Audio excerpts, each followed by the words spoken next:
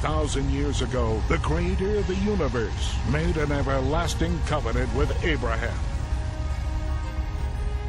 All the land, from the Euphrates to the Nile, belongs to the sons of Israel. Shock waves will shake the earth as heaven reaches down to fulfill that promise. Every nation that attempts to interfere with that covenant will march onto the battlefield against the Almighty. Prepare for a rude awakening.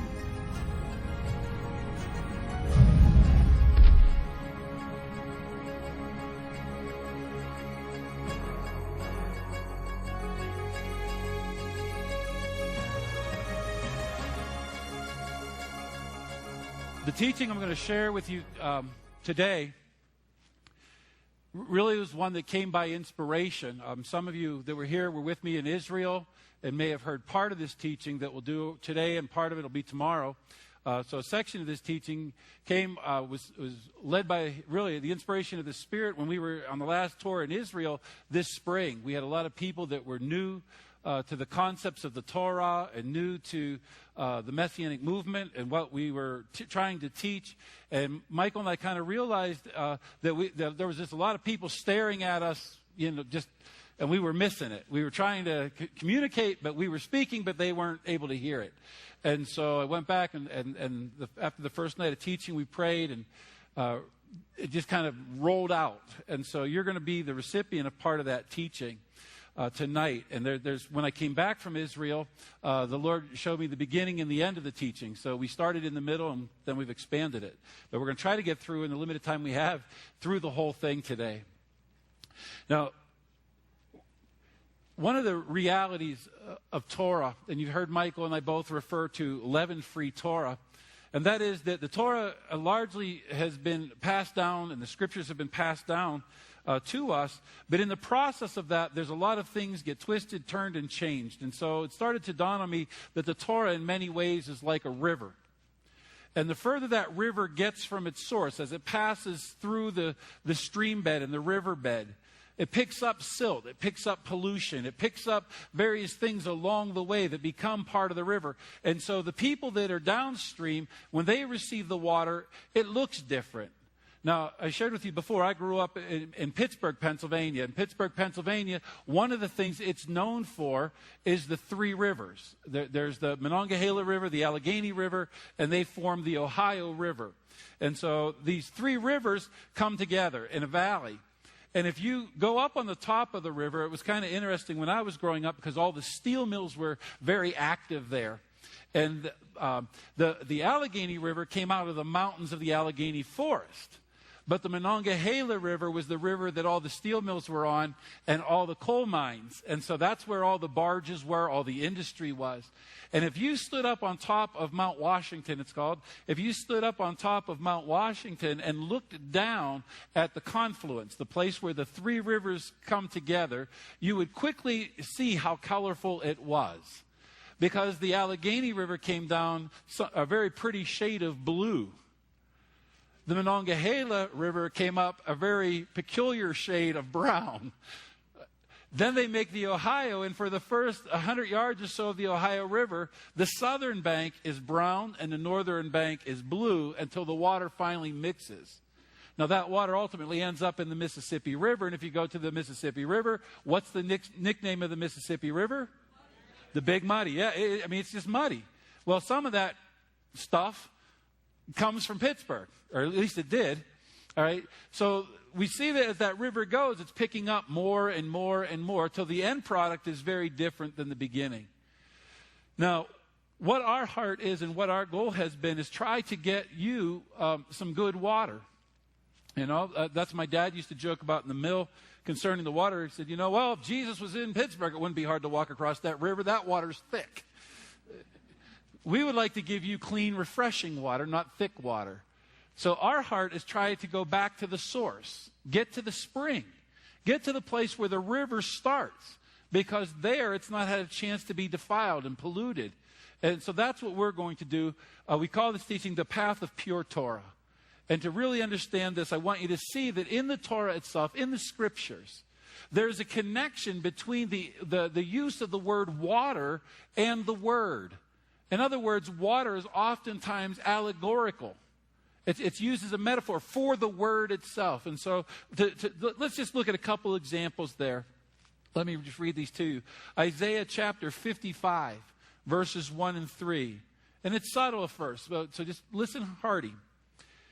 Isaiah writes, Ho, everyone that thirsteth, cometh ye to the waters. And he that hath no money, come you buy and eat. Yea, come buy wine and milk without money and without price. Wherefore do you spend money for that which is not bread, and your labor for that which satisfieth not? Hearken diligently unto me, and eat ye that which is good, and let your soul delight itself in fatness. Incline your ear, and come unto me. Hear, and your soul shall live. And I will make an everlasting covenant with you, even the sure mercies of David. Now, he begins by drawing our attention to the reality that people are thirsty. And then he invites them to come to the water. But how do they drink? With their ears. Hearken, listen, give me your ear, and you will be satisfied. The prophet Jeremiah, chapter 2, verse 13. For my people have committed two evils. They have forsaken me, the fountain of living waters, and they have hewed out cisterns, broken cisterns that can hold no water. Jeremiah 10:13, when he uttereth his voice, there is a multitude of waters in the heaven, and he causeth the vapors to ascend from the ends of the earth. He maketh lightnings with rain, and bringeth forth the wind out of his treasures. Proverbs 18:4. The words of a man's mouth are as deep waters, and the wellspring of wisdom as a flowing brook. Proverbs 25:25. As cold waters to a thirsty soul, so is good news from a far country. Ephesians 5:25-27.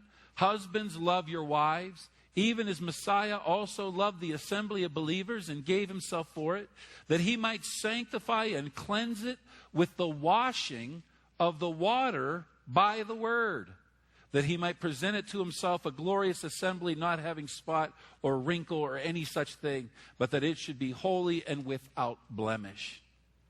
Now, we can say that this is about the word of Yahweh, but I want you to see that water is also sometimes connected to the word of man, and to the nations, and to the voices of the nations. Psalm 18:16, he says, he sent from above, he took me, he drew me out of many waters. Psalm 144:7, send thine hand from above, rid me and deliver me out of great waters, from the hand of strange children. Isaiah 17:12, woe to the multitude of many people, which make a noise like the noise of the seas, and of the rushing of nations, that make a rushing like the rushing of mighty waters. Revelation 17:15, and he saith unto me, the waters which thou sawest, where the horse sitteth, are peoples and multitudes and nations and tongues. Revelations 19:6, and I heard as it were the voice of a great multitude, and as the voice of many waters, and as the voice of a mighty thundering, saying, Hallelujah, for Yahweh Elohim omnipotent reigneth. In many ways, the whole story of the Bible is the story of two waters, or better said, the story of two words. On one hand is the water, or the word of Yahweh, and on the other hand is the water, or word of man. Now, many of the teachings included in the Torah, and even the life and ministry of Messiah, are rooted in the tension that's created by the mixing of these two waters. Now, we already talked about that a little bit. For those of you who were at the Torah portion earlier, I talked about that jumbut, that quagmire, and that pattern that runs all through the Torah of there being a quagmire or a mixture. Then Yahweh makes distinctions. Then he calls someone out to solve that, a righteous one to separate things. And that pattern goes on and on. So there's this tension that exists between the will of the Creator to create order and to bring things out to its purity, and it seems the supposed will of man to do the exact opposite, to bring it back into just quagmire and mixture.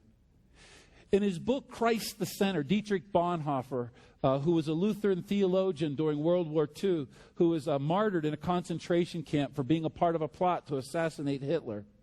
He wrote a book called Christ the Center. And in that book, he caught this vision of the two words at battle with one another. And he said, Yahweh created man with one mouth, and therefore only one word can be spoken at a time. And for one word to be spoken, the other word must be silent.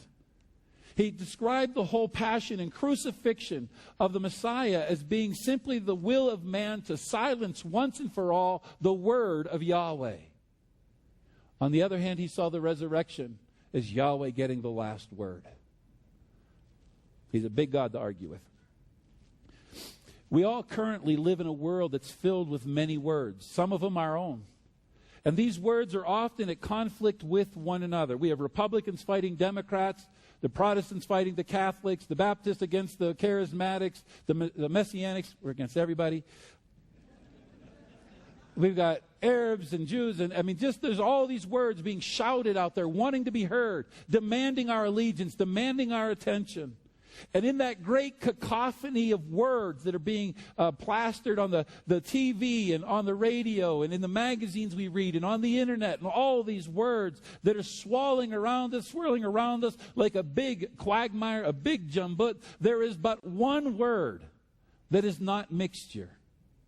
And there is one word that is not polluted. And there is one word that are the words of life. And those are the words of Yahweh, the creator of heaven and earth.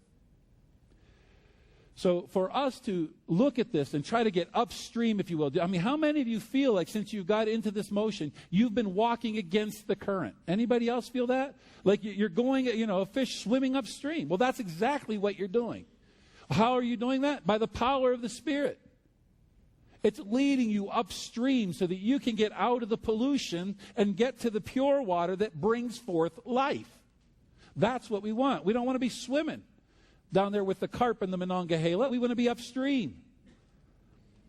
Now, let us go back right to the very beginning then, and we're going to start this journey, and we're going to look at this history, this path of Torah as it begins in the garden, and hopefully, if there's time, we're going to get all the way to the end with the second coming of the Messiah, and we're going to look at this connection, and I want you to see, because we're not only going to be talking about the history of the Word, we're going to be talking about the history of the people of the Word, and the history of the creator and speaker and author of the Word, and how these things, like a river, are all twined together. But there's a pure stream in there, and that's the stream we have to be in. The Gospel of John, chapter 1, verse 1 says this: In the beginning was the Word, and the Word was with Elohim, and the Word was Elohim. The same was in the beginning with Elohim, and all things were made by him. And without him was not anything made that was made. In him was life, and the life was the light of men. Now here we see the word of Elohim was present from the beginning. 10 times in the story of creation. In the opening chapters of the book of Bereshit, or Genesis, 10 times we see the words and read the words, and Elohim said. He spoke and things came into being. Now, recognizing the connection between water and word, we should not be surprised that the world that he created was covered with what? Water. It was all covered with water. So right from the beginning, we're already seeing a connection between the word of the Creator and the water. But it tells us in the book of Genesis, in the first 2 chapters, that in the beginning Elohim created the heavens and the earth was without form and void, and darkness was upon the face of the deep. And the Spirit of Elohim moved upon that quagmire, upon the waters, and he began making distinctions. He began calling things out. And the first distinction that we see that the Creator makes, naturally, is light. You had to see what he was doing. So he creates light, and he separates the light out of the darkness. He didn't want to walk around in all that mud. All right? So he creates light out of the darkness. The very second thing he does, after he creates light, is that he divides the light from the darkness. And the next step of the creation process, in verses 6 and 8, it says, And Elohim said, Let there be a firmament in the midst of the waters, and let it divide the waters from the waters. Elohim made a firmament and divided the waters from the waters, the waters which were under the firmament from the waters which were above the firmament. And it was so. And Elohim called the firmament heaven, and there was evening and morning a second day. Now, there's a lot of interesting things to see in this little passage. First off, he says he divided the waters from the waters, and there's waters above, waters below. The Hebrew word for heaven is shamayim. The word for water in Hebrew is ma'im. So we see, even in the word, in the language itself, we see shamayim, there's water up there. All right? In the very word heaven, shamayim is the word ma'im, is the word water. All right?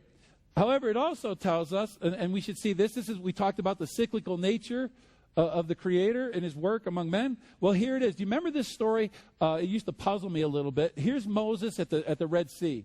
He's just brought the people through the valley of Pi-Hahiroth, the little gorge there, the mouth of the gorge. He comes out on the beach, right? He's standing at the Red Sea. The people look up and see Yul Brynner coming with all of his chariots, all right? They're barreling down on him. You can see the big cloud of dust from all the chariots. They're coming in, and the people realize we don't have anywhere to go. We're caught between the sea in front of us and Pharaoh behind us, and there's it's a gorge, so we can't climb the mountains. We're doomed. And the people begin crying out against Moses and saying, why did you do this? Why did you lead us here? Why didn't you take us north, the shortcut? Why did you make us come this way? We're going to all be destroyed. Is it because you hate us? And then it tells us that Moses cried out to the Lord.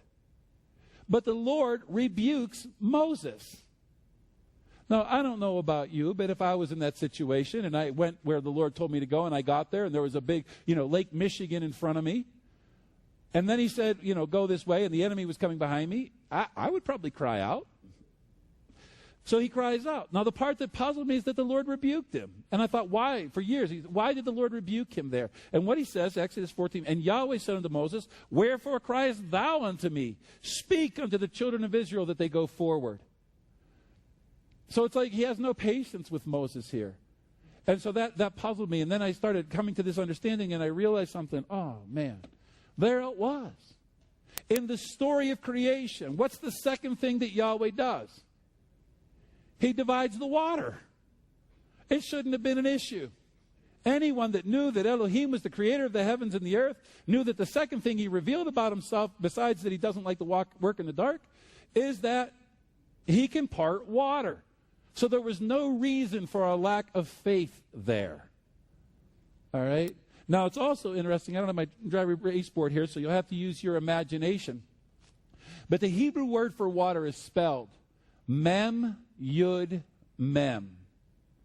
And if you take that back into those ancient pictures, the letter Mem is a picture of water. So what you see is a picture of water. Then the letter Yud, Yud is the Hebrew word for hand, and literally the picture is of a hand. And then it's followed by another picture of water. So literally in the word water, what you see is water with a hand and water. It's like the word itself depicts Yahweh separating the waters. He is dividing water from the water. Now, the thing we need to recognize in the story of creation is that he did, which is different than the Exodus. In the Exodus, he divided the waters what? Left to right, or north and south. But in the story of creation, how does he divide it? Upper and lower. And that's significant. He divides the word of Yahweh from the word of man. He puts a distinction. And we're going to see that playing out now in the rest of the creation narrative, and especially with the creation of man. He separates the waters from above from the waters below. There's no confusion then between the word of Yahweh and the word of man. Remember we said our Creator is a creator of distinctions. We need to learn this distinction. There is a difference between the word of Yahweh and the word of man. And we need to keep them separated.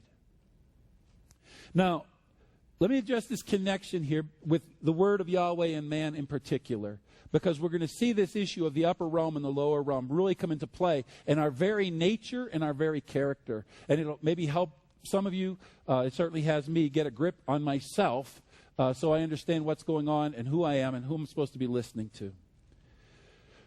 The Gospel of John again. Isn't it nice when you can start a Torah study in the Gospels? Isn't that great? I love that. You know, it's like when you recognize it, then it's okay. You see it everywhere. Okay, John chapter 1, verse 14, the continuation of John's prologue to his Gospel. It says, "And the Word was made flesh and dwelt among us, and we beheld his glory, the glory as of the only begotten of the Father, full of grace and truth." Now, while we often limit this teaching and say, well, yeah, this verse 14, he's talking about Yeshua, and I agree 100%, he's talking about Yeshua. Well, we tend to have a tendency, though, to limit it to Yeshua. And what I'm going to suggest to you is that we should not. Because if you listen carefully to the creation story, Yahweh spoke and his words came into substance. He said, let there be something, and it was something. All right? In other words, all his words came to become flesh. They became corporal. They became tangible. They became real. So originally his word, we refer to it as the potential word, the creation began where? It began in the heart and the mind of the Creator. Let me just take a little rabbit trail here quickly. The first letter of the Torah is the letter Bet. All right? It's the second letter of the Hebrew alphabet, the letter Bet.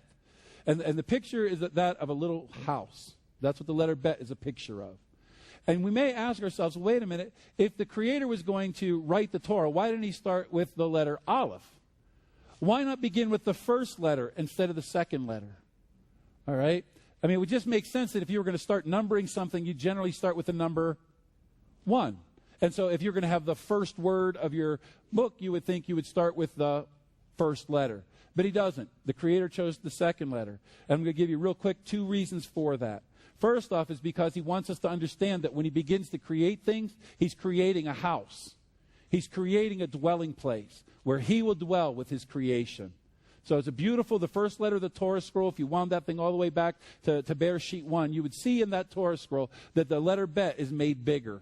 And it's not made bigger just to be fancy in the text. It's not a capital letter. There's no upper or lower case in Hebrew. It's made bigger to get our attention and to tell us there's a lesson there. So from the very opening letter of the Torah, we learn that Yahweh's intention was to build his house, to take a bride, to build his house, and to dwell with man. Beautiful, beautiful beginning to a book. The question is, what happened to the letter Aleph then? Why not Aleph? Well, Aleph, what sound does the Aleph make?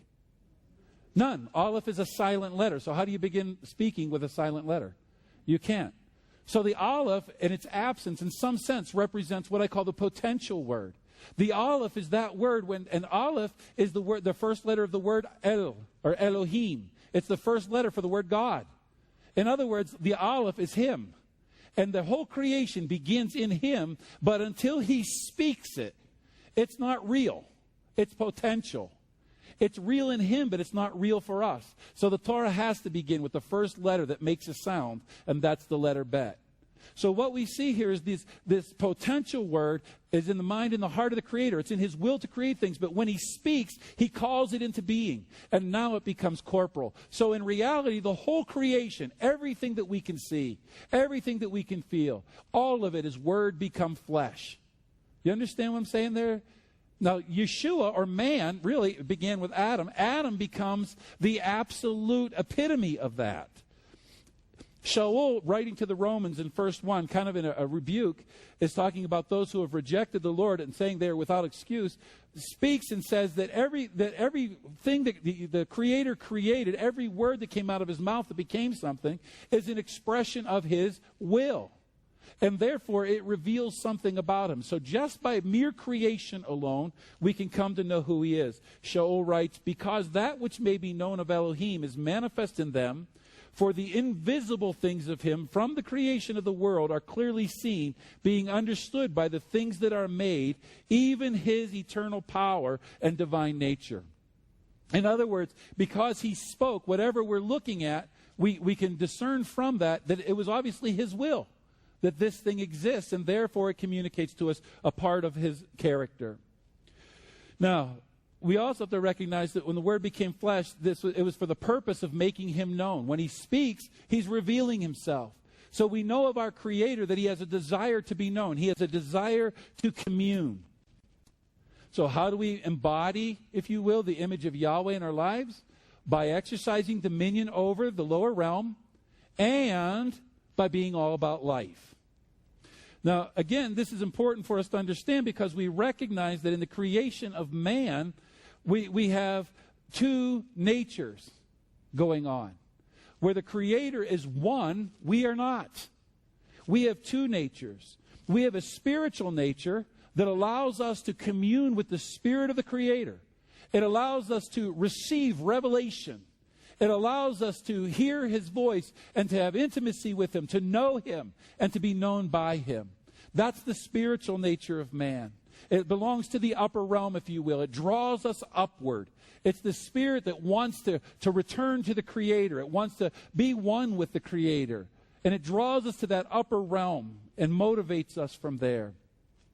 The spiritual nature is what gives our spirit man, or the Spirit of the Creator is what gives our spirit man its sustenance. And it's where the Word of Yahweh communicates to us. Now, in order for us to communicate these revelations in the tangible world, we have to have a corporal nature as well. We're going to have a physical nature, and that belongs to the lower realm. We share this corporal nature, in fact, with the animals. That's where we're just like them. They have bodies, we have bodies. They have appetites, we have appetites. They have lusts and desires and instincts. You know what? We do too. So in that regard, we're the same as the animal realm, the lower nature. All right, we share that in common, and so we can play this unique role of being a mediator. Some religions, such as Gnosticism and Stoicism and asceticism, they teach that man is supposed to get rid of his flesh, be free from his flesh, and become just pure spiritual being and float off. Well, that's wonderful, but you're not serving the calling you were created for. So that whole notion that developed kind of in the Middle Ages and later of our flesh being evil and our flesh being filthy and dirty and, we've got to get rid of our flesh. That's not from the Torah. We were created to have flesh. Yahweh gave us the flesh. He gave us the appetites. He gave us our senses. He gave us our feelings and our emotions. All those things come as a way for us to protect our bodies. If you don't eat, you die. So He gives us hunger pains to remind us to eat and take care of our flesh. Yahweh created us to have flesh. Now, since we have both of these natures, we have the upper nature and the lower nature, we have a spiritual nature and a flesh nature or animal nature, we can play this unique role of mediator because we can stand in our flesh and call out to the Creator and ask for His help, His guidance, His mercy, His direction. We can intercede for the rest of creation, including other human beings. We can cry out in prayer to Him and intercede and stand before the Creator in our spirit man and intercede for the rest of the world, the corporal world. But because we're a spirit man, because we have spiritual nature, we can also receive revelation from the Creator and then stand with the Creator and speak to the rest of creation. That's the Melchizedek priesthood. All right, do you understand what I'm saying here? The Melchizedek priesthood is the original priesthood of all mankind. It was the priesthood before the fall. It's the priesthood of perfect man living in perfect order, ministering as the mediator between the invisible Creator and the visible world. Yeshua, the Mashiach, He is the Kohen Gadol of that. The Aaronic priesthood and the Levites, they're the shadow picture. They're the object lesson to teach us how to do it. But this greater body ministry is the ministry of the Melchizedek priesthood. It's that mediator between the two realms, or because of the two realms. Now, Shaul gives us phenomenal warnings, and I'm just going to quote one passage, but 6, 7, and 8 of Romans. He goes through and talks about the dilemma that's caused because of these two natures. In Romans chapter 8, verse 5 and 8, it says, "For they that are after the flesh do mind the things of the flesh, but they that are after the Spirit, the things of the Spirit. For to be carnally minded is death, but to be spiritually minded is life and peace. Because the carnal mind is an enmity against Elohim, for it is not subject to the law of Elohim, neither indeed can it be. So then, they that are in the flesh cannot please Elohim." Shaul goes on to say that those who are carnally minded can't receive the revelation of Yahweh. Why? Because He doesn't speak to us in our flesh. He speaks to us in the Spirit. So you have to be spiritually minded to understand the revelations of Yahweh. And here we see this tension that begins to grow because of the fall, and we'll talk about that in a minute, between these two natures. One is drawing us upward, the other is drawing us downward. Our soul is crying out and thirsting for the pure water of the Word, and our flesh is hungering for a Big Mac. All right? And it's drawing us. Which way do we go? Which way do we go? You can see with me which way usually wins. All right. Now, while man is made up of two natures, he's still a tripart being. Okay? So we have an upper nature and a lower nature, but really, when these two natures collide, there's a middle element. And so we see that man is made up in a tripart being. The spirit of man is that part capable of communing with the Creator and receiving revelation knowledge. The flesh is that part of man which is capable of interaction with the corporal world around him and communing with other creatures. And in between those two is the soul. And the soul is what makes you and I, you and I. It's what makes us different from each other. The soul is the seat of man's emotions, his intellect, his will, and his personality. Now, when Yahweh created man, he created him in a specific order. And the spirit is to receive knowledge from the Creator. Then the spirit of man is to communicate with the soul of man and tell the intellect and the will and the emotions how to feel, how to think about things, how to make decisions. And then the soul is to inform the flesh, this is how you act. All right? So there's beautiful created order. The spirit of Elohim communicates to the spirit of man. The spirit of man talks to the soul of man, tells them how to view things, how to see things. All right? That's why in the Garden of Eden, when they were both naked, they weren't ashamed. It's because they were both in the proper order, and there was nothing to be ashamed of. The soul didn't tell Adam to look at his wife lustfully. It said, look at her like your helpmate. And so there was no shame there. But when his eyes were open, something different happens. Now, so we see this whole order of things. The spirit of the Creator reigns over the spirit of man. The spirit of man reigns over the soul of man. The soul of man reigns over his flesh. That's exercising dominion. Do you understand that? And if the flesh is the lower realm, then man is manifesting the image of Yahweh by exercising that reign, that dominion, the spirit of the Creator, the spirit of man, the soul of man, over the lower realm. So as long as we're exercising dominion over our animal nature, then and listening to the spirit of the Creator, then we're manifesting the image of the Yahweh. And we're going to be all about life. Now, this is perfect man, living in perfect order. And that perfect man in perfect order was placed in a garden. And guess what was in the garden? 2 trees. Isn't this wild? We have all these twos coming up. Are you paying attention to that? A little theme running through here. So we have two trees in the garden. And one of the trees is the tree of life. And the other one is the tree of knowledge and good and evil. Now, when Yahweh created things, if we read that whole narrative, and we don't have time to do that, so I'm rushing through this a little bit, you're going to see that when Yahweh created things, he made distinctions. So he said, okay, you be a chicken. And there was chicken. And chickens give birth to chickens. They don't evolve into monkeys and dinosaurs. They become chickens. All right? They're in perfect order. Everything brought forth after its kind. Dogs begat dogs. Cats begat cats. Apple trees brought forth apples. Cherry trees brought forth cherries. Pomegranate trees brought forth pomegranates. Everything was copacetic in the garden. Everything brings forth according to the distinctions and the judgments that Yahweh made. There is only one tree in that garden mentioned that is of mixed seed. And that is the tree of knowledge of good and something else. It's interesting, isn't it, that of all the trees, he said, you are free to eat of all the trees in the garden, except this one that is made of mixed seed. It's something and something else. And it'll bring forth after its kind too. It's going to bring forth mixture. But notice that's the prohibition. Now, some people think it was cruel of Yahweh. Well, if he knows everything, he knew Adam was going to fall. Why would he put something there to make him stumble? He didn't put it there to make him stumble. Yahweh created man so that man would love him. He calls man to love him just as he loves mankind. And so for love to be love, it has to be freely given, correct?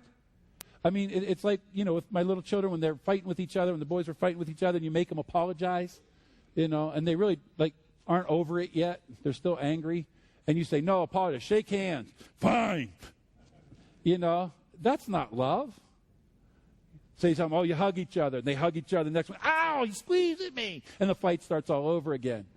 All right? It's not love. For love to be love, it has to be freely given. In order for it to be freely given, it has to be what? A choice. There has to be a choice to give or not to give. The two trees in the Garden of Eden are that choice. Yahweh didn't give them to Adam and Eve to trip them up and cause them to stumble. He gave them as a means of worship. How do we show an invisible being that we love him? Obedience to his word. It's all through the scripture. If you love me, keep my commandments, right?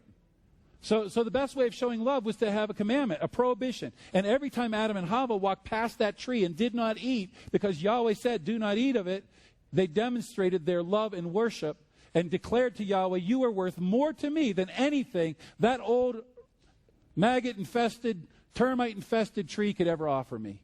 I don't want what it can offer me because you are my delight. So every time they obeyed that commandment, they sang their praise to Yahweh and they demonstrated their free love of him. Does that make sense to you? It wasn't there to trip them up. It was there to give them opportunity to praise the Lord and to worship him and to love him. Now, I think these two trees also serve to represent the two natures. And that's really what's going on in the garden. The tree of life represents living in the upper realm. It represents living in perfect order. It's where we go and we live in our spirit. We're drawn up and we just love communing with the source of life. And we go there and we commune with him and we just let him reign over us. That's the tree of eating of the tree of life. It's going to the source of life and just feasting on his beauty of his holiness and on his grace, on his mercies. And so to live by the tree of life, to eat and be sustained by the tree of life, means that we are living by the exclusive revelation of Yahweh. We are going to put ourselves in a place where we are completely dependent for all our knowledge on the creator of all life. That's what it means to eat of the tree of life, to live exclusively by the upper waters, by the upper word. The tree of the knowledge of good and evil is something different. It's mixture. And what does it represent? It represents living life like most of us live our lives. A little bit by the word of God and a lot by our own word. In other words, living by the tree of the knowledge of good and evil means that to eat of that fruit is to do exactly what the serpent in the story tells Adam and Hava will happen. Your sensual eyes will be opened. Your physical senses will come alive. And they are going to start feeling things and sensing things and seeing things and hearing things and smelling things. And your spirit is going to be telling your soul, look this way, Adam, feel this way. And your senses are going to be saying, no. Whew, feels good, feels good. And you're going to have this battle going on between the two natures, one saying, give me the Big Mac. And the other one saying, no, fast and pray. And this battle's going on. Now, if you start living, what happens to you? You've got to make a decision at that point. And the moment you start making a decision between the word of Yahweh and the word of your own flesh or the word of man, you become Elohim. And that's exactly what the serpent tells them. If you eat of this tree, your eyes will be open and you will become, it says in the King James, like God.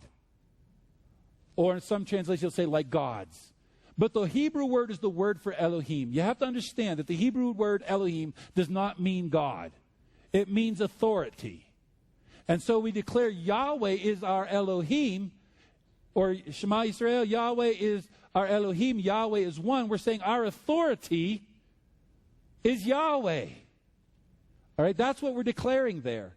So other people have many Elohim. They have many authorities. They have mixture of authorities. We have one authority. So we confess with our mouths. All right? So what we're seeing here is that when the serpent says to Adam and Hava, you'll become your own authority. And your eyes will be open and you will become like authorities. And so what do? We go and we read the Bible and we pray and the Lord speaks into our hearts and he says to do something foolish, like leave your country, leave your kindred folk, and leave your household. And we say to ourselves, let me think about that. doesn't sound reasonable to me. I think maybe what I'll do is just go away on vacation for a little while. Get away for a bit. Maybe that's what the Lord's telling me, you know. Head to Bermuda, have a nice cruise, then I'll come back. That sounds better. And instantly now we've got this war going on between the two waters, between the two words, between the two realms, between the two seeds, between the two trees. All right, as soon as we have two, we have division. And so what happens here, recognize that a lot of people like to say to the story that it was the serpent is the devil or Satan. I don't like that. I like to say he's a serpent. What is a serpent? It's an animal. Who were we supposed to have dominion over? The animal. The whole point of the story in my mind, and there's many points to this story, but in my mind the biggest point of this story is that Adam and Hava were called to exercise dominion over the animal nature, over the lower realm. And instead, they submitted themselves and listened to the animal realm, and it caused them to mix their word with Yahweh's word. And from that point on, there is war in the garden. Now, again, what do we see here? It's mixture. And so he is thrown out. We are called by the Torah not to add or subtract to the word. Yahweh does not like mixture. He likes purity. He likes holiness. He likes his word standing out alone. He shares his glory with no one. And so we have to be willing, as the creatures, we were called to submit ourselves to the exclusive word. But the fruit of the fall of Adam and Hava is evident in the fruit they bear. Adam and Hava, it says in the very next chapter, chapter 4 of the book of Genesis, that Adam knew Hava. It's like, right, she was a stranger to him all these days? There's only two people on the face of the earth. Come on. Adam knew her. Man, he had intimacy with her. And they produced fruit. They're twins, Cain and Abel. But are they twins? Are they identical twins? No. Absolutely not. What are they? Mixed seed. The point of this story is to contrast their characters. It tells us that there was a point in time where the two of them bring forth an offering. And a lot of times people say, well, they made a sacrifice, and this is, Abel made a blood sacrifice, and Yahweh accepted it because it was a blood sacrifice. I'm going to refute that on the basis of the words of the Torah itself in Hebrew. It doesn't ever say the word sacrifice. It says they brought a mincha offering. And if you read in the book of Leviticus later on, you'll find out that the mincha offering is always a bloodless offering. So in other words, Abel brought the lambs, and in the way, again, some of the Bible translations said the fat of the lambs. It doesn't say that. It said the fat ones of the lambs, meaning that he not only brought his first fruit, but he looked at over his flock and said, this is the best one. That's what I'm giving to the Creator. He is worthy of my best. And so he brought not only the first fruits of his fold, but he also brought the best of his fold. And that's what he presented and consecrated to the Lord. It doesn't say he sacrificed it. Again, it says a mincha offering. All right, also at this time, they weren't eating meat. Remember, they were still vegetarian diet, probably back then, at the time of Cain and Abel. So there wouldn't necessarily, the animals would be consecrated for wool and used for holy purposes in that fashion. His brother Cain also comes, and he brings forth. It tells us in the Torah that Cain was a farmer, and he brings forth the fruit of the earth. Now, it's interesting because there's several words for earth in Hebrew. One of them is aretz. The other one is Adama. And if you remember, Adam, it says, was created from the dust of the Adamah. It's a beautiful little word play there, that Adam comes from Adamah. It says here that Cain offered up the fruits of Adamah. In other words, it's like a little wordplay going on, telling us that while Abel brought forth, the animals, he was a shepherd. What do shepherds do? They exercise dominion over the animal realm.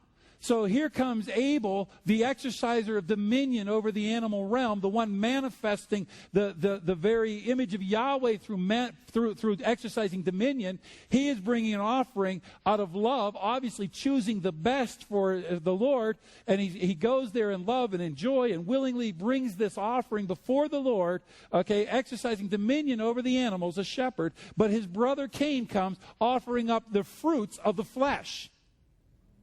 Do you understand the difference there? So again, we're seeing this contrast. What does Yahweh accept? The dominion. The offering of the one who exercises dominion over the animal nature. And the one who is offering up the fruit of the Adamah, the source of flesh, from the lower realm, all right, that one is rejected. But he doesn't reject Cain. He goes to Cain and says to Cain, here, you can do what's right. And it says that sin is crouching at the door in the King James. But you have to realize in Hebrew, the word for sin and the word for sin sacrifice or sin offering is actually the same word. And so he's telling him, like, it's almost like he's saying, like, look, one of your brother's sheep is laying right there. Just offer that. Do what's right, and you will be accepted. But he refuses to offer up the animal nature. And instead what he does is he goes out and acts like an animal in his lower nature, and he murders his brother. All right? So that's why it's rejected. Now, again, listen to what Paul writes in the letter of Galatians. He writes in chapter 5, this I say then, walk in the Spirit, and you shall not fulfill the lust of the flesh. For the flesh lusteth against the Spirit, and the Spirit against the flesh. Now, this story is played out for us between Cain and Abel, but I want you to recognize that Cain and Abel are in both of them are in us. One just represents one nature, one represents the other nature, but we're the ones with two natures. All right? So remember now, when Yeshua is standing there talking to the Samaritan woman, remember, how does he tell us to worship? In spirit and truth, in the upper realm, with pure word, truth. Not down here in the flesh fighting over rituals and customs and traditions and all that nonsense. All right? These two natures are at war. And our job is I wish I was like that girl's horse in there that could just hear the voice and instantly respond. But unfortunately for me, oftentimes the Lord needs some spurs and bridle and everything else. But we are to exercise dominion over this animal nature of ours. Now, we quickly see that Yahweh appoints another son to Adam and Chava, and that is Seth, and he replaces the murdered Abel. And he, too, seems to be a spiritual man. In some sense, within this story, we see the death and resurrection of the Messiah. If you think about it, it's pretty clear. You have Cain being the religious leaders, right? They're the serpent, if you will, that's going to bruise his heel. We have Abel being the righteous one who's humble. He's the good shepherd. But the unrighteous one kills him. But then what do we see? Shortly later, the righteous one's back. All right? So in some sense, in these stories, we see this beautiful story of the death and resurrection of Messiah. Now, however, let us just look at these two lines and the sons of Elohim. And as the story progresses, we get to the story, again, of Noah and his sons. But right before that, it tells us there's two lines. It's the line of Seth and the line of Cain. The ones are called the sons of Elohim, which Paul gives us the answer to what are the sons of Elohim. In Romans 8:14, he says, for as many as are led by the Spirit of Elohim are the sons of Elohim. In John 1:12, he says, but as many of you as receive him, gave he the power to become B'nai Elohim, the sons of Elohim. So the sons of Elohim in the book of Genesis are clearly the righteous line. But they don't make distinction. They begin to mix again. We talked about this earlier. And they begin mixing with the unrighteous line.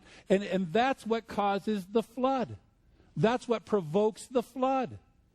And if you think about it, what is the flood? Where did the water come from for the flood? From above and from below. It's measure for measure. Look, you want to mix the words? You want to mix the seed? You want to mix the natures? Here, let me mix the waters. Whoosh! And he takes it right back to what? One big giant quagmire again. We're right back at the beginning of that cycle. All right? And so then we see Noah coming out of that. And again, we see this whole mixing of the seed over and over and over again. It's as if our own flesh and the enemy wants to, if he can't curse us, then he's going to corrupt us. Do you remember, anybody remember what the doctrine of Balaam is? Right. He couldn't curse the children of Israel. Balak called him, come out and curse, come out and curse. And he couldn't do it. Right? Because he said there is no iniquity in Jacob. There's no iniquity in Israel. He's not going to curse them. And so what ends up happening is he gives the idea to Moab, look, if you can't curse them, corrupt them. And they send down the daughters and send down their women, and the women come down, and the next thing you know, the men are cohorting not only with the women of Moab, but with the Elohim of Moab. And then they find themselves covered with a plague. Again, this mixture is not good. Brothers and sisters, I have an aquarium at home. Let me see if this will help you a little bit. Every week in my aquarium, I have to change some of the water, right? Because it's not a stream, it's encased, so the water doesn't go anywhere. So the water becomes defiled. It becomes fish water, all right? It's got all kind of pollutants and stuff in there. You don't want to drink out of that, all right? So what I have to do is get the siphon hose. I suck on the hose. I drain out like 5 gallons of the water. And I dump that out, and then I go get fresh water, pure water, clean water. Now, the clean water that I put in there comes right out of the spigot. I could drink out of it. It comes right out of our well. Beautiful, clean, clear, crisp water. And so what do? I pour the fresh water into the old water. Now, it's a simple mathematics or a simple question. If I pour the pure water into the defiled water, do I get pure water? No, I get diluted, polluted, right? And I still can't drink it. So if the sons of Elohim begin mixing with the lower realm, if the upper realm begins mixing, if the two words begin mixing, do we have a pure word? No, we have a diluted, polluted word. And diluted and polluted will always lead us to death, never to life. And so again, Yahweh sought to cleanse the earth by the flood, by bringing the waters together. And he brings them all together because he says the end of all flesh is before me, meaning he could see what was going to happen if there is no pure word. There's no good can come of it. So before it goes too far, he stops it. He calls Noah, and he brings forth again and begins making a distinction. In the story of Noah, it's wonderful because it tells us once again that he separates the water. He stops up the waters. He separates them, and the Spirit moves over creation, and the dry land appears, just like at the creation story. So again, repeatedly throughout the story of the beginning of creation, we're seeing Yahweh making a distinction between the words, between the water, between the seeds. And we too are called to make that distinction. If we are going to live, we have to live in the pure water. And that's if we're going to satisfy someone's thirst, we have to bring them pure water. So that's our heart. That's what we're trying to do, is we're trying to bring you pure water. We're trying to learn to make the distinctions as we study this word that's passed through time, to be able to see what's been added and what's been subtracted. Where's the pollution and how do we take it out? So I got to end this teaching here for right now. We're going to continue it tomorrow, and we'll pick it up again where we left off.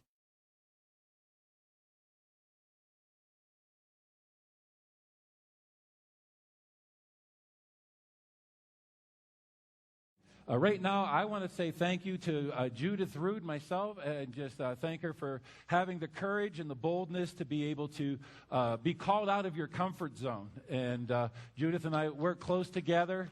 And we joke as to who's going to be whose armor bearer, and kind of have to support each other. We're both reluctant stars, if you will, but we just want to serve the Lord, and so we go where he calls us regardless of where our comfort zone is. So if you would, let's get together and just bow our heads for a moment of prayer, and we're going to get into the word of Yahweh and jump into this river of life and see where he floats us downstream. Abba, Father, once again, we just thank you for your love, mercy, kindness, for your graciousness, for the gift of your Ruach HaKodesh that you pour out so liberally upon all your children, all who would ask, for the Spirit you give it. And Father, we just thank you for that guidance, for that comfort.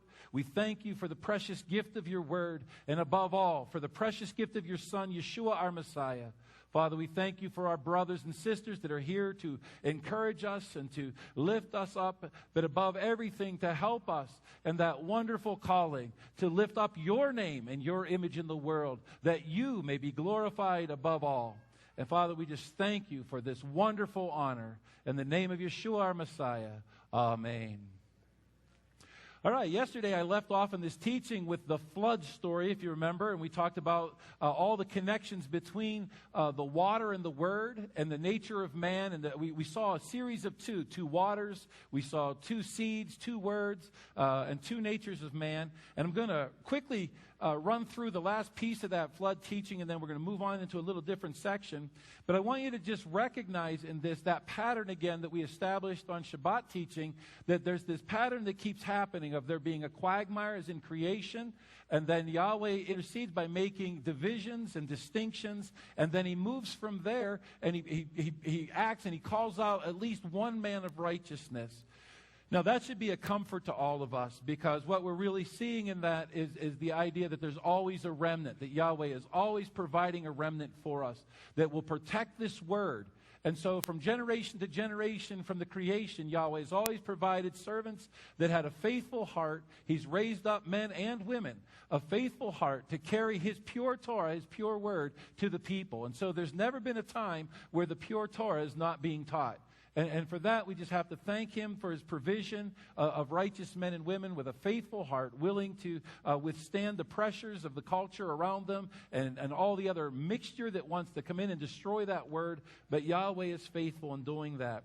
We left off with the story of Noah and the flood, and I want to talk about this for a minute. The Torah tells us very specifically that Noah was chosen to be the part of this rescuing of the image of Yahweh and the protection of the pure Torah. And that Noah was chosen, it says, because he was seen to be righteous in his generation. But Noah was married and had a wife, and they had 3 children, 3 sons. And we may ask, in a sense, like, okay, we know why Noah was chosen, but why the 3 sons? Why were the 3 sons of Noah used for this rescue operation of the earth and of the human race and of the pure Torah? And I want to suggest to you that the answer to that question is not overtly given in the Torah, but it's kind of subtly given in the names of the 3 sons. The names of the 3 sons are Shem, Ham, and Japheth, or Shem, Ham, and Japhet in Hebrew. And these names always appear in that order. Every time they're mentioned, they're always mentioned in this particular order. But one time it gets reversed. There's one exception to this rule, and we're going to just dismiss that for a moment.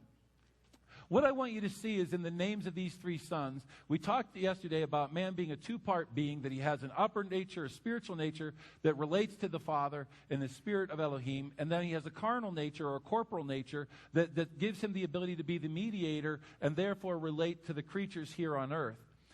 But we also talked that he's a tripart being in the sense that he has a spirit, a soul, and a body. And that's the proper created order for man. For man to be man in the sense of Adam, called in the image of Yahweh, we have to live in that created order, where our spirit is in communion with the spirit of the Creator, who is giving us direction, revelation knowledge. Our spirit then informs our soul how to feel, how to think, and how to look at the world around us. And then our soul reigns over our flesh. That's the proper created order. The soul tells the flesh how to interact in the world. Now, again, at the fall, that got turned around. But I want you to see in the names of the sons of Noah this particular reality. In the names of the sons, Shem, the name Shem means name. That's what his name means. His name is name. It's like, Noah wasn't a very imaginative guy. He saw the birth certificate. It said name on it. And, yeah, it's good with me, No, his name means name. And we see in that name the idea of naming from the beginning of creation. Remember that Yahweh gave Adam dominion over the animal realm. And then in the second part of the creation narrative, in chapter 2, it talks about he brought all the animals, before Adam to see what they would name him. All right? And so part of the exercising of dominion is giving names. Later in Genesis 5, it tells us that Yahweh gave names. All right, you gave the names Adam to Adam and Eve. And so we see that naming has to do with dominion. So Shem, the word name, really is an exercise, in some sense, is a symbol of the spirit or the spiritual man who has dominion. He's giving names. The name Ham, on the other side, is not really Ham, it's Cham. In Hebrew, it means heat. And heat, if you will, is something that comes from our passions. Throughout the Torah, there's numerous examples where they're describing someone's anger or they're describing lust. And Paul talks about, it's better to marry than to burn. And he's talking about the heat of passion. They'll say sometimes that Yahweh's wrath raged or burned within him. And so we can connect heat with our emotions, and our emotions are connected with our soul. And so we're going to say that Ham represents the soul of man. Japheth, the name Japheth, means open places, but it's also related to the word Yephe, which means beauty or outward appearance. And therefore, we're going to say that Japheth is the symbol of the flesh, the outward appearance of man. So what we see in this wonderful little detail of the names of the sons of Noah constantly being given in that same order is that it's saying that Noah was righteous, and the means by which he was righteous is because he raised his sons in the right order. In other words, they were spiritual men whose spirits reigned over their soul, and their soul reigned over their flesh. All right? And that then gives us a reason why were these three sons allowed on the ark. It's because they lived their lives in proper order. They were raised by a righteous father and mother, and so they're in proper order. Now, a little later in the story, we're going to find out that one of those sons, Ham, the soul, the one that represents the soul, does something very fleshly. In other words, he's drawn down into the flesh, and because of that, there's a curse. Noah curses the line of Ham and his son Canaan in particular. And we see that later on, the descendants of Shem, who become the children of Israel, we get these prohibitions about them mingling with the sons of Canaan. All right? Or the sons of Ham, which include Egypt, which is kind of interesting. In Leviticus 18:3, what we see is that after the doing, Yahweh warns the children of Israel as they're going into the land of Canaan again from Egypt. He says, after the doing of the land of Egypt, wherein you dwelt, shall you not do. And after the doings of the land of Canaan, whether I bring you, shall you not do. Neither shall you walk in their ordinances. In other words, we see in this again that the children of Israel, the descendants of Shem, a division is being made. One more time. We see that intervention. If you think about the story of the Tower of Babel, everybody wanted to be at Shinar. Again, what was going to happen? The godly line was going to mix with the ungodly line, just like in Genesis 6, before the flood, provoking the flood. Okay, we see that again in the Tower of Babel story. And now we see that Yahweh once again wants that distinction between the godly line. In other words, he's always going to preserve that remnant that's going to be responsible for bringing us the pure Torah, or the pure water.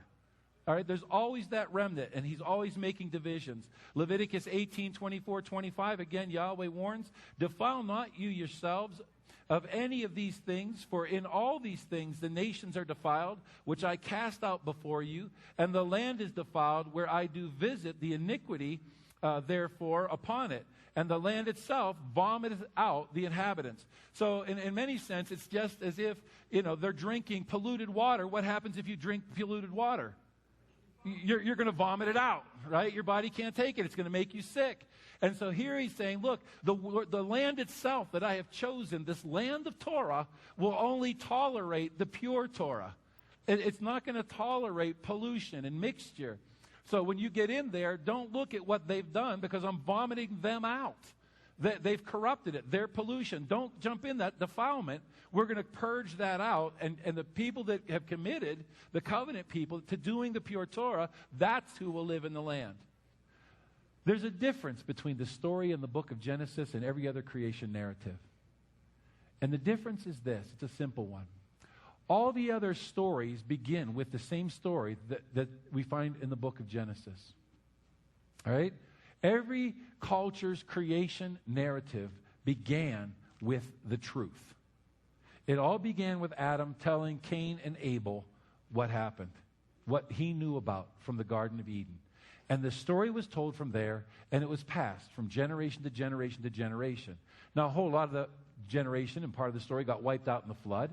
And then the story continues on with Noah, who passes it on to his children, who pass it on to their children. Now, when we get to the Tower of Babel and language gets changed, now suddenly one says Elohim, one says Allah. The names get changed, and the next thing you know, new religions form. And each culture has one. But they still have the inkling of the truth of the stories. And it goes down, and each one is changing it to accommodate their culture, to accommodate their customs, including the Hebrew version. And it's going from generation to generation. That's why we see that the father of Abraham, the Hebrew, worships idols. Sarah's family, they were idol worshipers. All right? Rebecca's family, idol worshipers. We see that this is, it's in the scriptures. It's telling us that they believed in more than one Elohim. And so here it comes, even the Hebrew story, passing through the generation, is like that river that began pure at the beginning, but from generation to generation, it's being polluted. It's picking up silt along the way. It's picking up mixture along the way. And so now it comes to the children of Israel, and it's a polluted story. Even the children of Israel, even the Hebrew story is a polluted story. Now, what are you saying? That the Bible's not true? No, absolutely not. So what makes the book of Genesis different? The book of Genesis didn't come from Adam. It came from Mount Sinai. In other words, while all the other cultures' creation myth has been passed from generation to generation, has rolled down the mountain, picking up pollution all along the way, at Mount Sinai, Yahweh spoke this story to Moses. In other words, it didn't come from generation to generation. It came from the Creator, the only eyewitness left. And he spoke this story to Moses. So that means when we reach Mount Sinai, what do we reach? The very beginning of the river. See, that's the beauty of this story. We've seen already from the garden to the mountain, how many times did Yahweh provide protection for the water? How many times did he divide it away and provide shelter and protection for it? Now at Mount Sinai is the great corrective. All the children of Israel may have heard all these other myths and stories and legends and pollution, and it all came down to a mix, and it comes back to them. And now that they stand at Mount Sinai, Yahweh says, well, do you remember this story? And they all, yeah, you mean the one about, and he goes, okay, well, let me tell you what really happened. All right?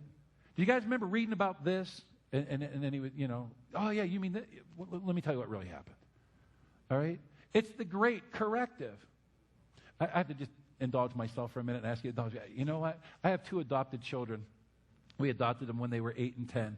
And, when you adopt older children, I don't know how many of you may have adopted children or be adopted yourself, but when you adopt older children, they come to you with a past. And, of course, they're meeting you. You're already grown up, and you have a past.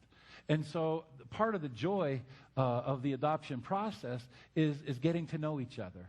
And they don't know you, and you don't know them. And so you're always learning, trying to do it quickly, who you are. Who are you? What's your story? What's your past? How did you become what you are today? And the kids are asking us, and we're asking them. Well, the children that we adopted, their brother and sister, Kim and Jeremy, they're my oldest 2 kids, and I love them dearly. But they lived in a very small rural town, and so they had never been anywhere in their life. I mean, they've never really been in a car very long. And when we went to adopt them, where they lived in central Pennsylvania was about 2 hours from where we lived in Pittsburgh, and we live in a big city, And so car rides for them were very laborious. They had never been that long, and it seemed endless to them. And especially since they had never been to where we lived, once you passed like the end of the boundaries where they knew the end of the street, from there on it was an endless highway. And once it hit to be, about 20 minutes of driving, they're already, are we there yet? How far do you live? I mean, you live in California? No, we're just in Pittsburgh. I mean, we're almost there, And so to entertain them, and then we would drive from Pittsburgh to Michigan with them in the car, 9-hour drive. Okay, you had to entertain these kids. I mean, it was like being Moses. I'm out of water. Can we get water? I'm hungry. Yeah, who's going to feed us? How long? I can't take it anymore. She looked at me. So I mean, again, you have like this, you have this moaning behind you, and again, you're thinking of Moses, and thinking of smiting something with a stick. It's one of your names, Rocky. So what I would do sometimes in the car, and I shouldn't probably tell them myself, but what I would do sometimes, because they didn't know who we were, I would be driving, and when I could tell they were getting edgy, you kind of needed to entertain them, And so this is the other beautiful part of homeschooling and with kids and adopting, is you can tell them anything and they believe it. So I would do stuff like this. I would be driving along, and I'd say, hey, Jeremy, did I ever tell you that time that I went skydiving? And we went up, and we were flying in this plane, and we were turning a bend, and I was getting ready to jump out of the plane, and just as we did, the guy turned, and I tripped, and I fell, and I went right out of the airplane, and I couldn't find my chute, and these other guys jumped on, and they're swinging down, they're trying to catch me, but I'm bigger than them, and I'm heavier, and I'm going faster, and I would make the story up for about an hour long. I'm telling this story, building it up. They're riveted to me, man. They're just listening, can't wait. It's so dramatic. And then when I'd get to the end of it, I'd say, and I never told you that? And they said, no. And I said, it never happened. That's why. But at least I was an hour down the road, and they weren't talking, So, yeah. But what I'm sharing with you today is truth. I'm not making this up. It's in the Bible. So if we hear all these stories like that are fantasy, that stars and moons answered prayers, and beasts of the earth rose up and did mighty works, and all these fantasies and myths and legends have been passed down through the pollution of the generations. At Mount Sinai, that never happened.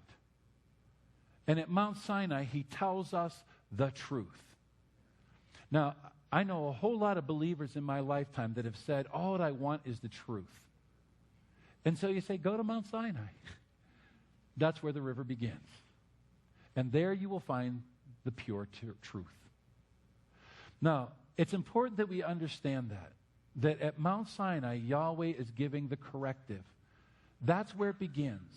So what he speaks at Mount Sinai is the truth. And the covenant that was received there, the covenant that Yahweh gives to the children of Israel, isn't just the Ten Commandments. It's the whole revelation of the Torah. And the Torah is nothing more than his self-revelation. Meaning, again, we have an invisible Elohim, correct? We can't see him, but yet he's everywhere. He's clearly here in this place.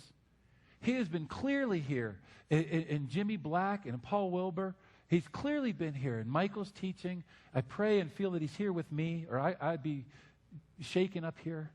I know he's with you because you all have been ministering to me. I see him in our staff, and just the presence of Yahweh is so clearly present in this place. But none of us can see him unless he is embodied in us. And what Judith was talking about today up here with the Lydia Project, and I know she's nervous and anxious to be up here and wants so much to convey these messages. But what a better opportunity to be a blessing and to make Yahweh known and to make Yeshua real for the people of Israel than that we put it into our flesh, that we live out his words, and that we by our actions demonstrate his charity, his generosity, his benevolence, his love and care for the least of all societies. What a greater way to make him seen to those who have blinders spiritually, but their physical eyes are open, so let's give it to them in a physical fashion. Let's embody it. And that's the calling of Mount Sinai. The calling on the children of Israel is this. It's the calling of Adam.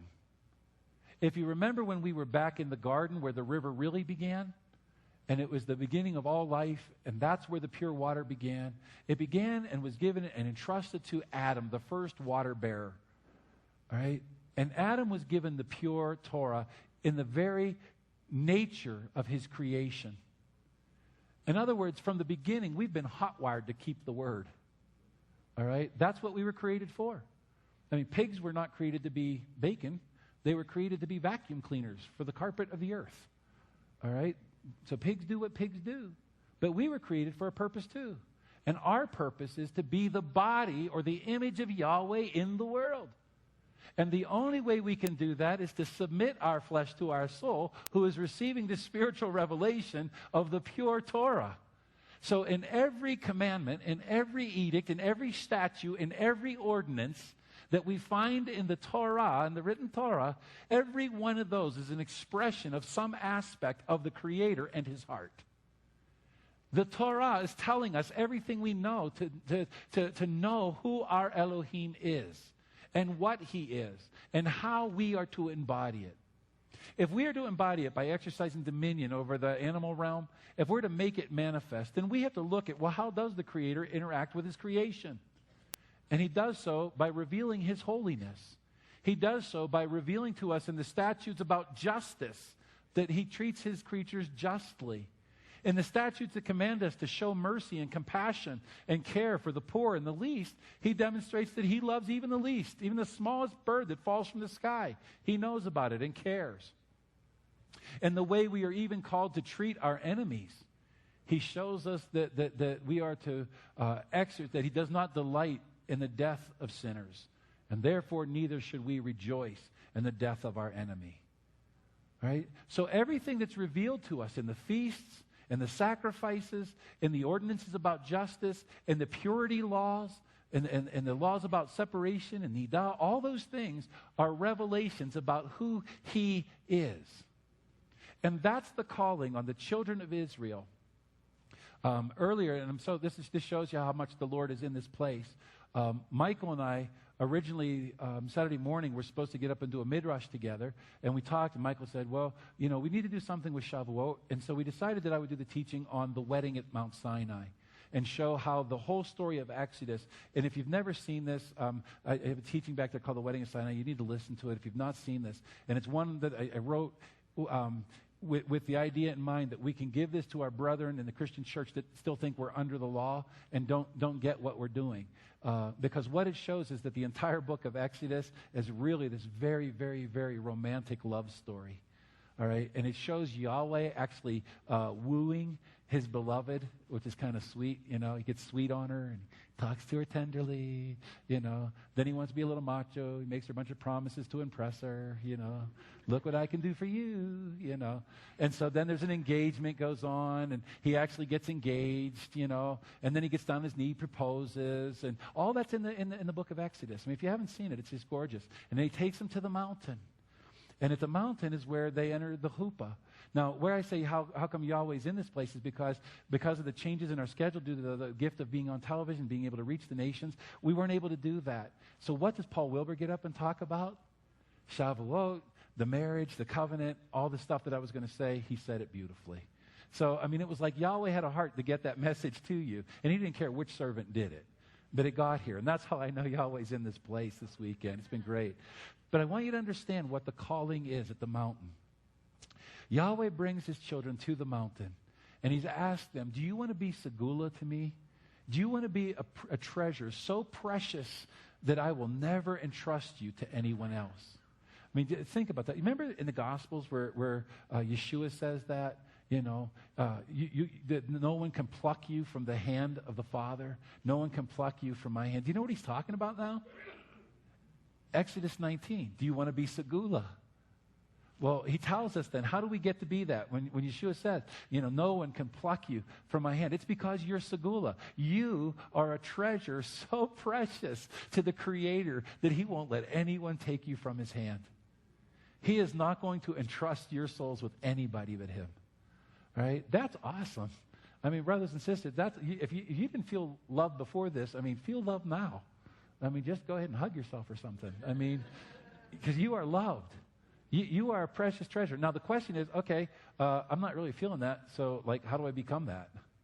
Well, at Mount Sinai, in Exodus 19, he says this, if you will hearken to my voice and keep my commandments, you will be to me a precious treasure.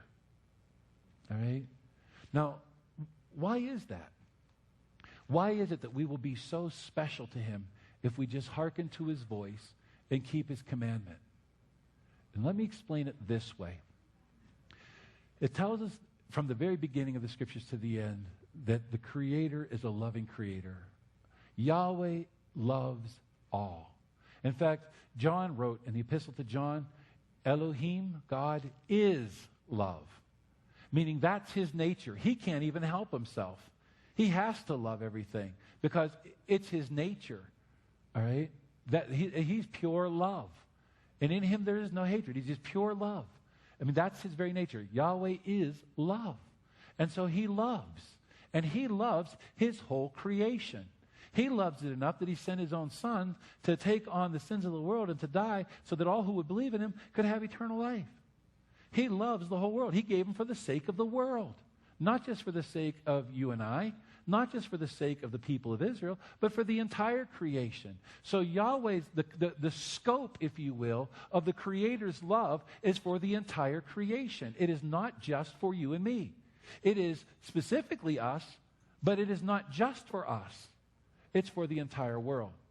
And because of that love, let me just stop right here, take a little breather. How many of you, I'll put this way back in your past. Well, some of you not so far back because you're young, but for me, it's way back in my past. How many of you, when you were in junior high school, fell in love with some girl in algebra class or some boy in biology class, and I mean, you were just smitten, all right, and they never knew you existed, right? That happened to you? Never happened to me. All right. Too many times. Try to block those memories out. All right. Do you remember that feeling Do you remember the hurt, the depth of that hurt? I mean, when just inside you, all you wanted to do was breathe the same air they breathed, you know? You would love nothing more. I mean, okay, I hate revealing myself up here. I feel like I'm naked.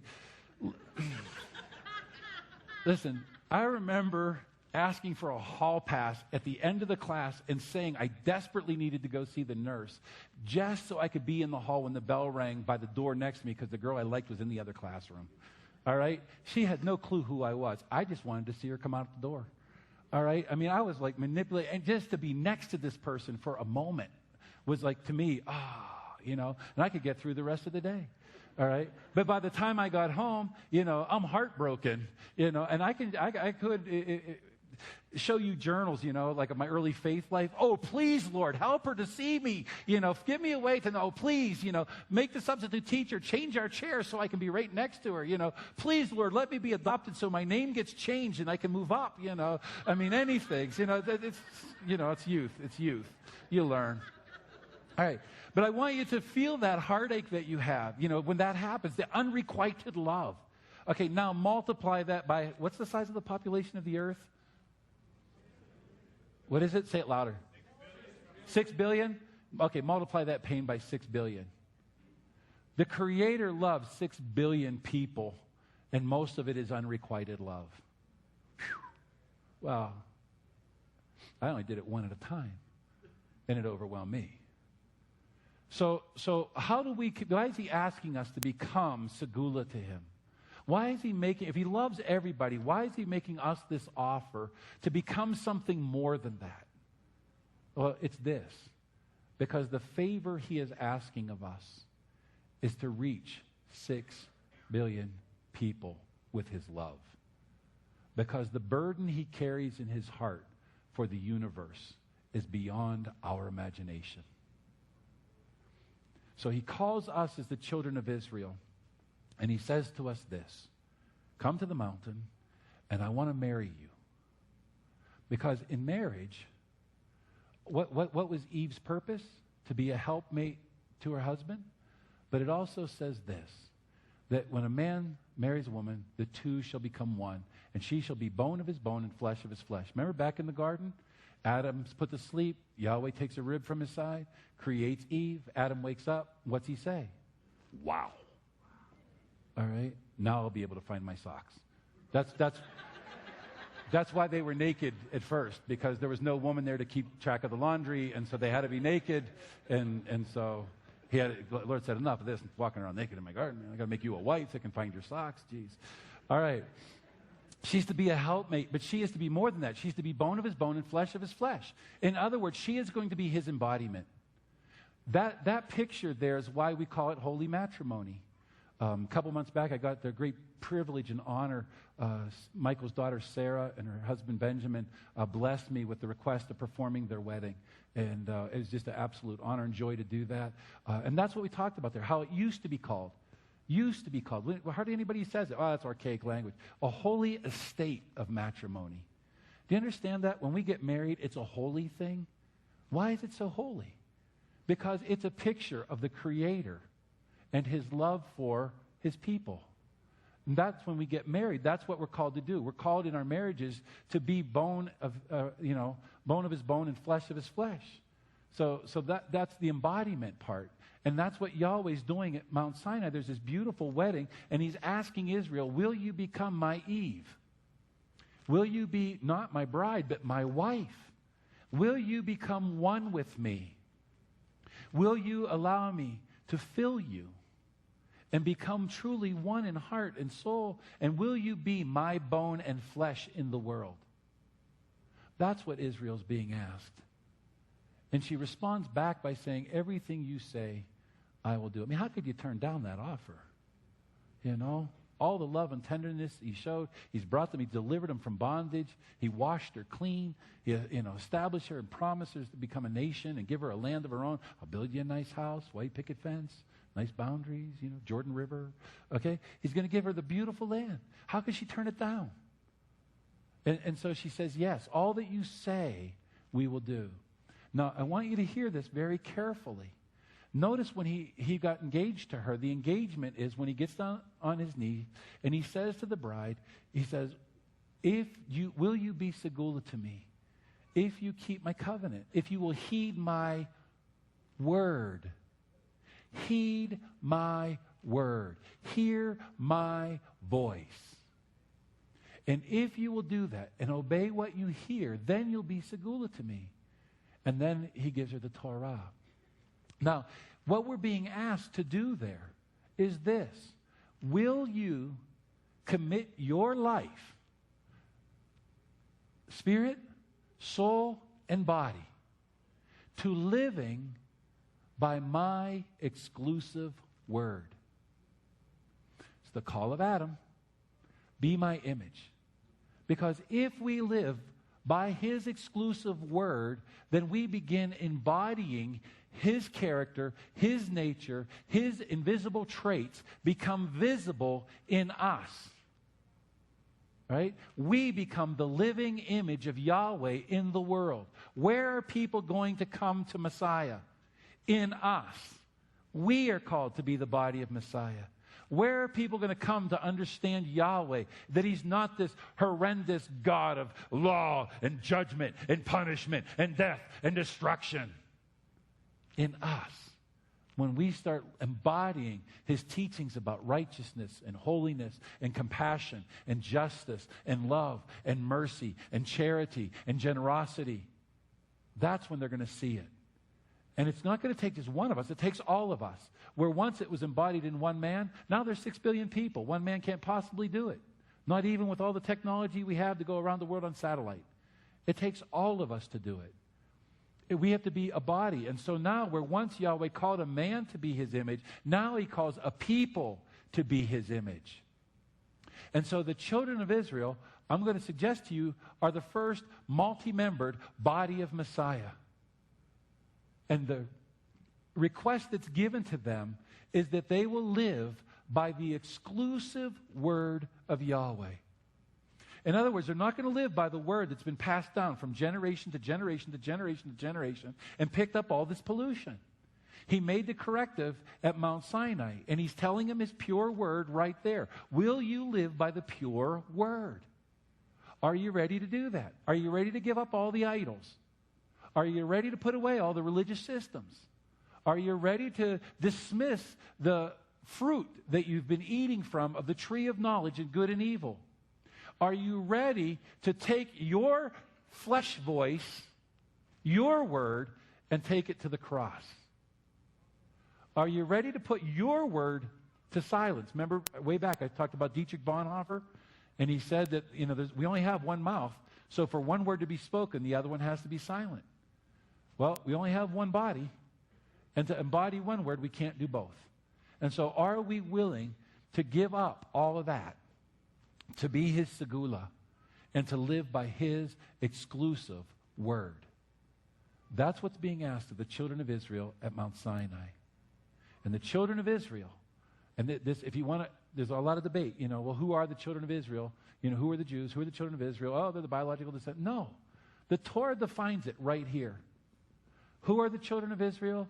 They're the ones that are willing to live by the exclusive word of Yahweh. That's Israel. That's the definition that's given to us at Mount Sinai. Israel, the chosen, the segula in his hand, are those that heed his voice. All right? So what happens? Well, when we get to Mount Sinai, this is what happens. The children of Israel say yes, but they hear the voice of the Lord, and they say to Moses, no more. They're terrified. When he reveals himself to them, the grandness of his glory and the awesomeness of his presence is a terror to man. And their sensual beings trembled and quaked, and the mountain shook, and they feared for their lives. Were they just in doing that? Absolutely. And you know what? When we stand before the cross, doesn't our flesh tremble and shake?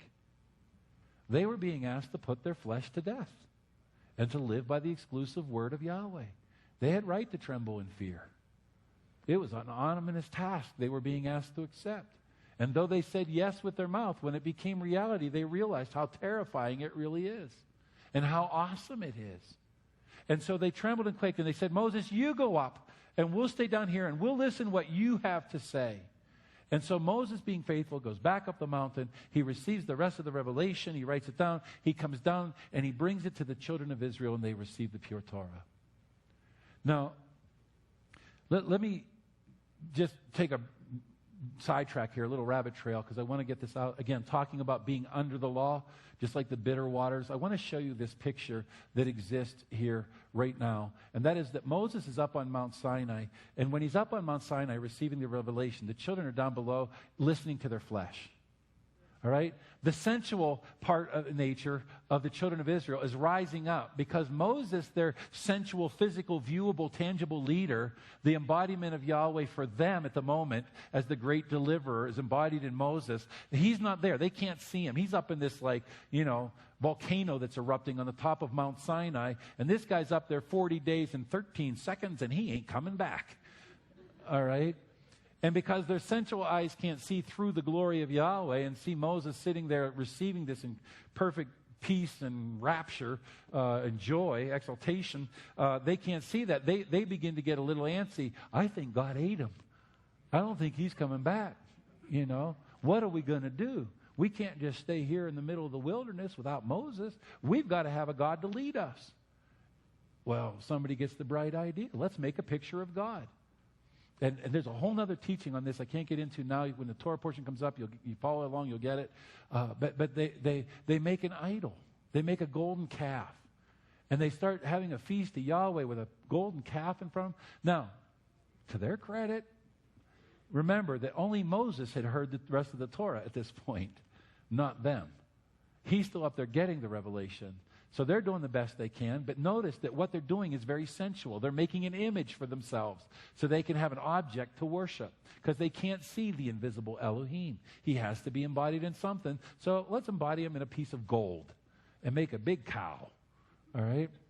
And so that's what they do. Moses comes down the mountain. He's got the tablets of Yahweh in his hand that Yahweh had carved out, 2 stone tablets, wrote the 10 Commandments on them, gives them to Moses. Moses tells Moses, Moses, I think you need to get downstairs. So Moses climbs down this mountain, and he sees what the people are doing. He takes the 2 tablets that Yahweh had carved out of the mountain and had written on with his own finger. He takes them, and he throws them down, and they shatter into a million pieces. And the people looked up and said, oh, we didn't think you were coming back. And Moses is furious with them. And so this whole thing with the ritual, with the grinding up of the gold and them drinking it, and takes place. And so the people fall on their faces because they realize they've broken the very covenant they just made with Yahweh. And they're repentant and they know there's a consequence. And they fall before their face and they weep. And the next thing, Yahweh shows them mercy. And he invites Moses. He says, come back up the mountain. This time you carve out the tablets and bring them with you. And so he climbs up the mountain carrying 2 stone tablets, and Yahweh says, I will write on them the same thing I wrote on the first 2 tablets. Right? So Moses comes back up and he writes the 2 tablets. Now, let me just explain what that's all about. The children of Israel at Mount Sinai received the Torah. But did they keep the Torah? No. They didn't keep it pure. Here's what happens. Moses comes down the mountain with the original Torah, and he teaches the Torah, but he tells it to Aaron. Aaron tells it to Joshua. Joshua tells it to the 120 elders. The 120 elders tell it to the children of Israel.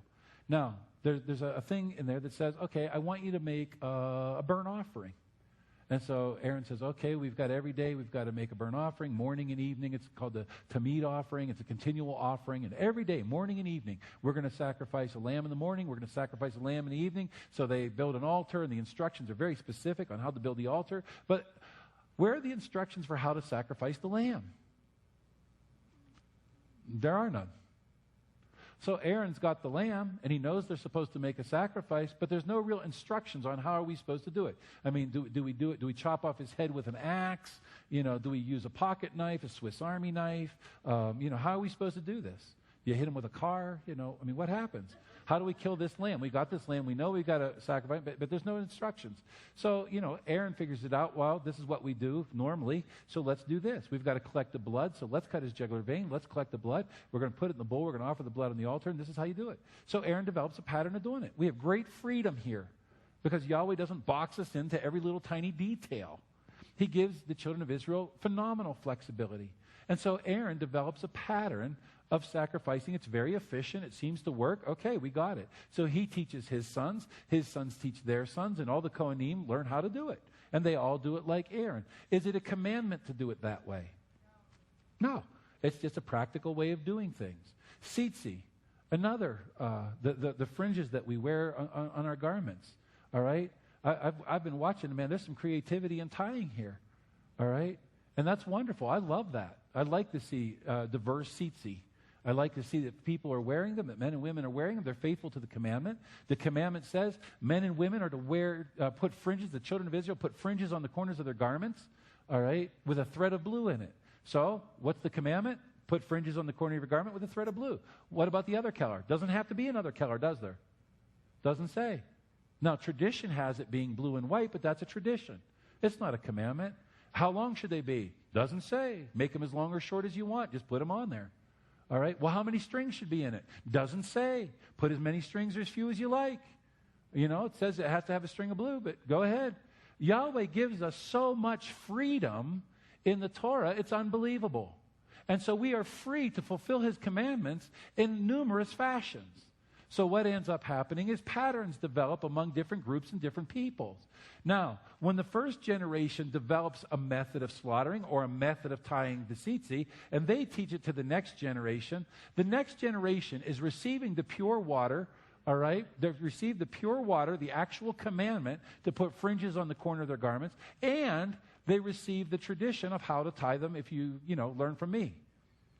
The next generation, and they make a distinction. This is the commandment. This is how we do it. The next generation, though, may receive it as it's already mixed together. In other words, we're supposed to put tzitzi on our garment or fringes on our garment that are tied this way. All right? And little by little over time, as that commandment gets passed down, some of these traditions get mixed in. And the next thing you know, people are reading the word and thinking that these traditions are part of the commandment. And we're right back down to mixture. So even this pure Torah from Mount Sinai, as it's been passed down, it got caught up with traditions, and it passes all the way down with traditions. And so by the time we move downriver further in time and history, what do we see? We see a whole religion. We see this thing called, for us, Messianics, when we come out, those of us who have come out of the church, especially, we come out of the church, and for most of the people I know that come out, they come out of the church and they're saying, we watched Michael Rood's Pagan Christian Connection, and man, I couldn't believe that this is where we got, these customs from, and I can't believe what this Christmas tree represented. I'm so embarrassed, and, this is awful, and all these pagan traditions, and I didn't even know they were pagan. I thought, they were in the Bible. I thought we were doing this. I didn't know Easter was, a fertility goddess. I don't want to be a part of that. I didn't know that dyed eggs come from dipping eggs in the blood of infants. I didn't know that. I don't want that on my table. This is awful. So they leave the church and they say, this is horrible. The church is a bunch of pagans. They're all living by traditions and they polluted the water. And so now we're going to keep the Torah. But who keeps the Torah? The Jews. We're going to do what the Jews do. So they run right over to Judaism and they embrace Judaism and they put on their little kippahs and they put on their tallits and they put the mezuzah on the wall and they put their little boxes on their head and on their arms and they learn all the prayers and they bow and they daven and da-da-da-da-da. They pick up these wonderful Hanukkahs with 9 branches and they embrace this whole thing. And then they begin Torah study and they say, what the heck am I doing? I just jumped out of the fire, or the frying pan right into the fire. I mean, I'm drinking more polluted water here than I was over there. This is polluted water. So what is it? It's this thing called the oral Torah. Or again, as I like to say, in Ireland, we call, Torah, Laura, Laura. I mean, it's just that, it's Torah lore, meaning it's stories that have been passed down. But in rabbinic Judaism, Pharisaic Judaism, they teach that there are 2 Torahs. One is the written Torah that Yahweh or Moses went up, and Yahweh imparted it to Moses, and he wrote it down. But then he went back up a second time, and he told him all the details, and Moses had writer's cramp and couldn't write it down, so he just came down and told Aaron. And Aaron just told his son. And it's been told from generation to generation to generation to generation to generation. It's been told, it's been told, it's been told. But they teach that it has the same authority as the written Torah. I'm going to tell you very boldly, and I apologize if I offend anybody, that's a myth. That is mixture. All right?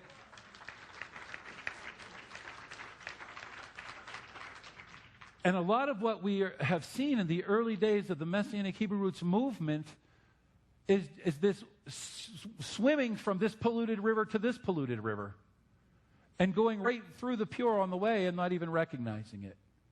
So we have to come to understanding. It's time for us to mature up, if you will, and to understand that the calling of Yahweh is not for us to embody man's traditions. The purpose for us is to embody the revelation of Yahweh. Now, we all have tradition. I'm not raining on your parade of traditions. We all have traditions. It's what gives us some of our identity. But if you notice, Michael has always in his ministry been very careful not to do anything the same way twice. All right? Which sometimes drives our staff crazy. But that's, the beauty of that is, or people will call and they'll say, well, how do we do this? And Michael says, well, this year we did it this way, last year we did it that way, a year before that we did this. There's always a variety because Yahweh gives us great freedom to do what we want to do. And we can make traditions. But if those traditions begin to conflict or contradict or alter the image of Yahweh as revealed in His pure word, those traditions have to go.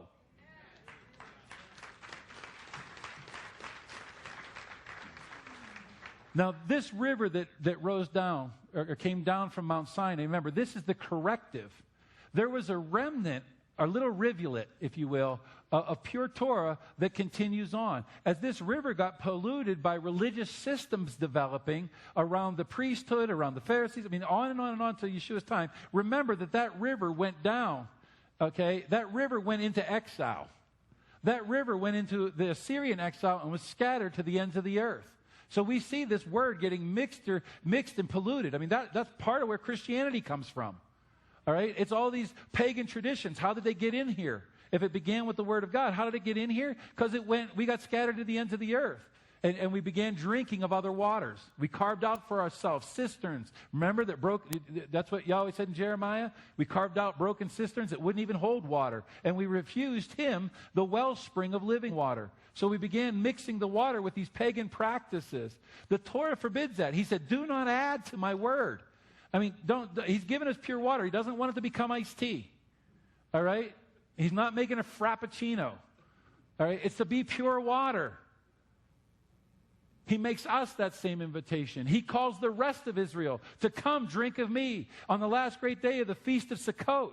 It's Yeshua who cries out when they're doing the water rituals. It's Yeshua and they're praying for rain, for the later rain, for the harvest. It's Yeshua who cries out and says, all you who thirst, come to me and drink, and wellsprings of living water will flow from your stomachs. He is the great corrective. He's the other Mount Sinai. He is bringing us the word. He said, I don't speak what I speak. I only speak what I hear my Father say. I'm only bringing you the water from the source. I'm not mixing anything with it. These aren't my words. For all my Christian brethren that always are saying, Yeshua says, keep my commandments, but He meant His commandments. No, the same Yeshua a little earlier in the chapter said, these words are not my own. They're the Father's. He doesn't teach His own word. He teaches the Father's word. So it's the commandments He's speaking of. And that's the pure river He brings us. And He's constantly showing that there's a difference. When He's tempted in the wilderness, the tempter comes to Him and shows Him all these things. And 3 times He responds with the words, it is written. Not the Talmud says, or the rabbis say, or in the name of Rabbi so-and-so who spoke in the name of Rabbi so-and-so who spoke in the name of Rabbi so-and-so. It is written. It is the pure word. In the Sermon on the Mount, He turns around and He says, and you have heard it said. It is written, or you have heard it said, and then he corrects it. But I say to you.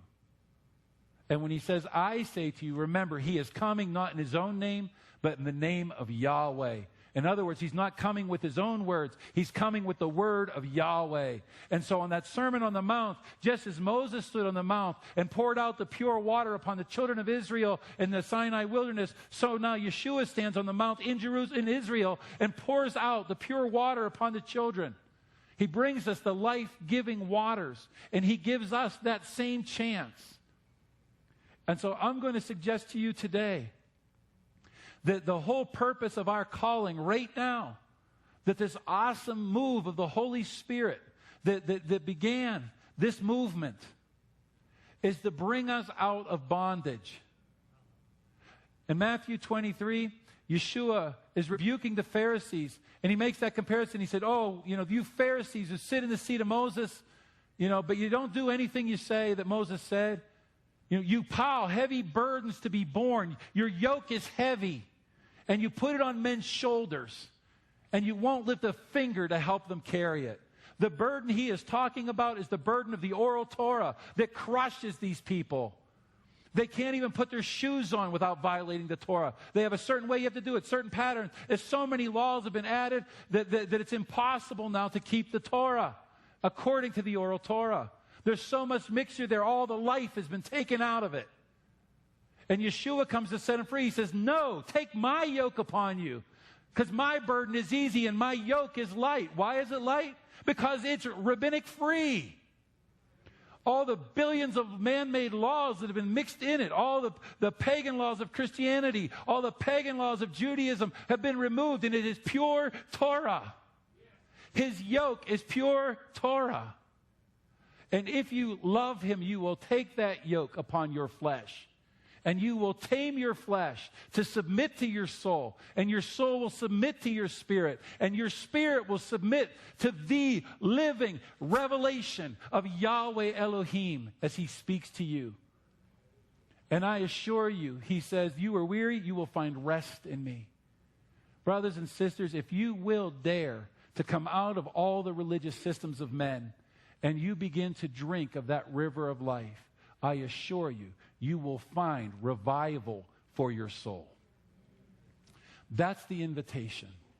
We have been asked to come and to drink of the living waters. We have been asked to drink of the pure water.